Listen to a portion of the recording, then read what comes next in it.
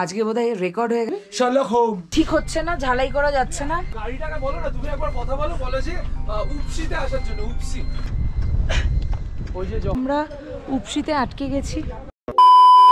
So guys, এখন বাজে সকাল 6:45 আর আমরা সবাই রেডি হয়ে গেছি। আজকে বোধহয় রেকর্ড হয়ে গেছে যে এত তাড়াতাড়ি সবাই রেডি।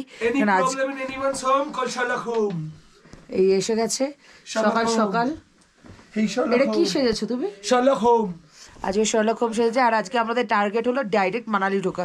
আমাদের প্ল্যান ছিল সারচুতে থাকা, বাট ওটা ক্যান্সেল করে দিয়ে আমরা আজকে ডাইরেক্ট মানালি ঢুকবো। তাই আজকে তাড়াতাড়ি বেরোনো, এবার ব্রেকফাস্টটা করবো, করে বেরোবো। বেসিক্যালি হানলেতে কী হয়, রাত্রিবেলা স্টার গ্রেজিং আর এগুলোর জন্য সবাই থাকে, কিন্তু কালকে মেঘ ছিল প্লাস তারা ছিল, বাট ওরমভাবে আহামরি স্টার গেজিং কিছু নেই। হ্যাঁ, ভাল লাগছিলো বেশ, মানে যখন পুরো একটা টাইমে পুরো মানে ভিলেজটা একসাথে অন্ধকার হয়ে গেছিলো, তখন পুরো আকাশে তারা ভরে গেছিলো। আর রাত্রিবেলা চাঁদের আলোতে তো আমরা ঘুমোতে পারিনি, পুরো ঘর আলো ছিল। তো চলো। আর হ্যাঁ, ওয়ার্ল্ডস হাইয়েস্ট অবজারভেটরিও এখানে, তো ওটাও ওপর দিকে, ওটা এখন যাওয়া অ্যালাউ না। তো এখন আমরা বেরোচ্ছি এখান থেকে ডাইরেক্ট মানালি। ঝিঙ্গে ঝিঙ্গে ঝিঙ্গে ঝিঙ্গে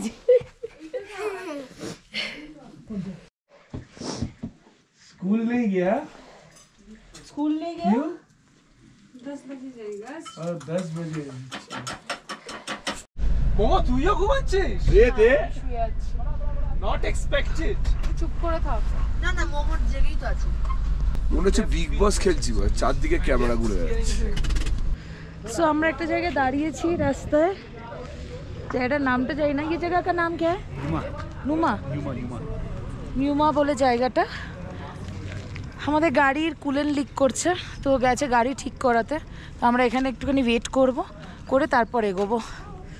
আজ না শরীর মনে হচ্ছে কতক্ষণে মানালি ঢুকবো।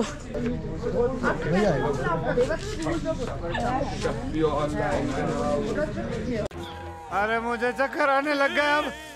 আমাদের গাড়ি ঠিক হচ্ছে না, ঝালাই করা যাচ্ছে না।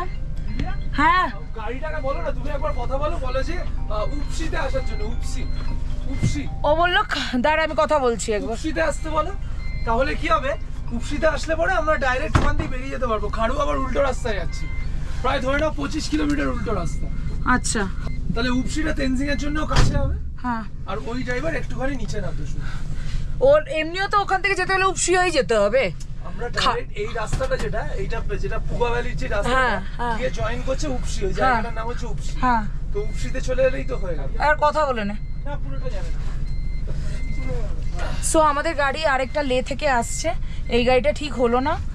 আমরা খাড়ু বা উপসিতে আমরা গাড়ি চেঞ্জ করব, করে ওই গাড়িটা আমাদের মানালি অবধি নিয়ে যাবে। সো চলো, এখন ঠাকুরের নাম করে যে করে মানালি পৌঁছতে হবে। মানালিতে জানিয়ে দিয়েছি যে আমাদের লেট হতে পারে বা আমরা মানে কি হবে কোনো ঠিক নেই, সেটাও বলে দিয়েছি।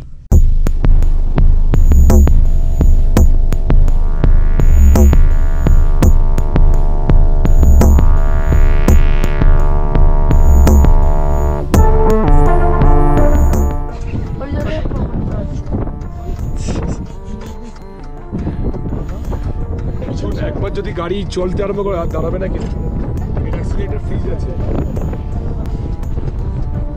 আরে এটা এক্সপেরিয়েন্স আমি করেছি, আমার ইন্ডিকা আমাকে বারবার করে জল ভরতে ভরতে দিয়ে যেতে হবে।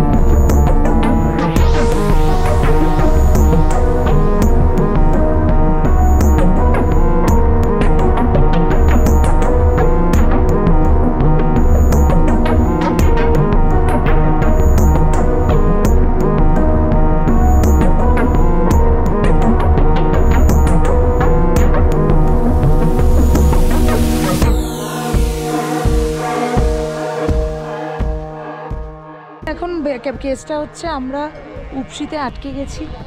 এর আগে আমাদের গাড়ি যেতে দিচ্ছে না, কারণ আজকে মানালি থেকে গাড়ি এদিকে আসছে। সো দেখি এখানে গাড়ি রুম দেখা হচ্ছে, রুম দেখা হচ্ছে, রুম দেখবো, খাওয়া দাওয়া করে তারপর দেখা যাক। প্লেন রাস্তা এটা। আমাদের 435 কিলোমিটার ট্রাভেল করতে হবে। সো ফাইনালি আমরা আটকে গেছি উপসিতে। কেমন লাগছে অরি? ব্রিলিয়েন্ট, পুরো রিফিউজিজ। এই জায়গাটা আমরা থাকছি, জায়গাটা কিছু পাই না পাই ভিউটা খুব ভালো পেয়েছি। বাথরুম নেই, জল নেই, ভোর 5টার সময় আমাদের বেরোতে হবে, কিন্তু তাও আমাদের পাহাড়ওয়ালি ম্যাগি চলছে। ও অরিজিৎ জানে ওটা। ঠিক আছে ঠিক আছে।